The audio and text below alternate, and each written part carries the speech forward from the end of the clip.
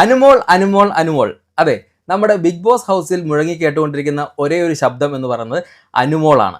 അതായത് പുറത്തുനിന്നുള്ള X contestant ആയിക്കോട്ടെ, അകത്തിരിക്കുന്ന കണ്ടസ്റ്റൻ്റ് ആയിക്കോട്ടെ, ഇവരെപ്പോഴും സംസാരിച്ചുകൊണ്ടിരിക്കുന്നത് ആ ഒരൊറ്റ വ്യക്തിയെക്കുറിച്ച് മാത്രമാണ്.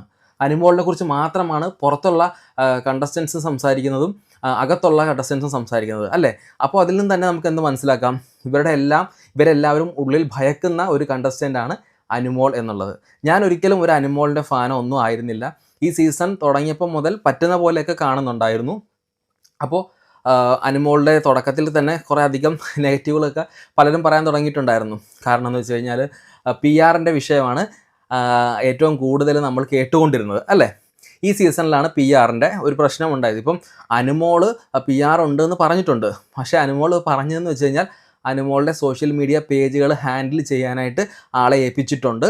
അതായത് അനുമോളുടെ വരുന്ന നല്ല നല്ല വീഡിയോ ക്ലിപ്പുകളെല്ലാം അത്യാവശ്യം നല്ല രീതിയിൽ അത് പോസ്റ്റ് ചെയ്യണം എന്നുള്ള രീതിയിൽ. അതായത് അവൾ പറയുന്നുണ്ട് അതിനകത്ത് തന്നെ, അങ്ങനെ അതൊന്നും ആരും വെറുതെ ചെയ്യത്തില്ലല്ലോ, അല്ലേ?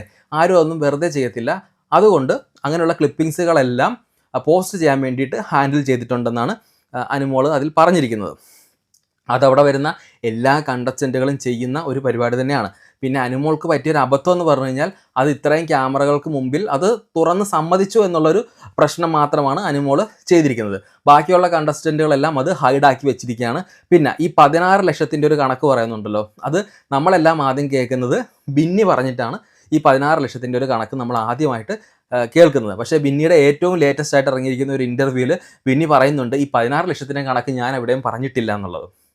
പിന്നെ ബിന്നി മാത്രമല്ല, നമ്മുടെ RJ ബിൻസി ആയിക്കോട്ടെ, ശൈത്യ ആയിക്കോട്ടെ, ഇവരെല്ലാവരും കണ്ടിന്യൂസ് ആയിട്ട് പറയുന്നുണ്ട് എന്ത്, ഈ 16 ലക്ഷം അല്ലെങ്കിൽ 15 ലക്ഷത്തിൻ്റെ ഒരു PR വർക്ക് അനുമോൾ കൊടുത്തിരിക്കുന്നുള്ളത്. പക്ഷേ 24 മണിക്കൂറും ടെലികാസ്റ്റ് ചെയ്യുന്ന ബിഗ് ബോസിൻ്റെ ക്യാമറ ടീമിന് ഈ ഒരു കാര്യം ഇതുവരെയും കണ്ണിൽപ്പെടാനായിട്ട് പറ്റിയിട്ടില്ല.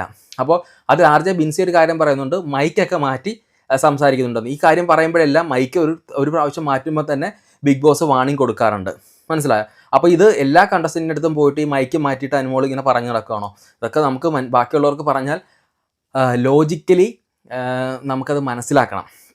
പിന്നെ ഒരു കാര്യം എന്ന് വെച്ച് കഴിഞ്ഞാൽ ഇത് പ്രശ്നം മെയിനായിട്ട് വരുന്നത് പുറത്തായ ആൾക്കാർ ഈ ഒരാഴ്ചയും 2 ആഴ്ചയും കഴിഞ്ഞ് അവിടെ ബിഗ് ബോസ് ഹൗസിൽ പോയി കുറച്ച് പബ്ലിസിറ്റിയും അല്ലെങ്കിൽ എന്തെങ്കിലുമൊക്കെ കുറച്ച് കണ്ടൻറ്റുകളൊക്കെ കൊടുത്ത് വൈറലാകാം, ലൈഫ് സെറ്റാക്കാം എന്നൊക്കെ പറഞ്ഞ് ഒരുപാട് പ്രതീക്ഷയോടെ പോയിട്ടുള്ള കുറച്ച് കണ്ടസ്റ്റൻറ്റുകളുണ്ട്. അവർക്ക് 1-2 ആഴ്ചകൾക്കുള്ളിൽ പുറത്ത് വന്നതിൻ്റെ ഫ്രസ്ട്രേഷനും അസൂയയും ആ ഒരു മെൻ്റൽ ട്രോമയെല്ലാം കാരണം ആ ഒരു കുറ്റം ആരുടെയെങ്കിലും തലയിൽ അടിച്ചേൽപ്പിക്കണം.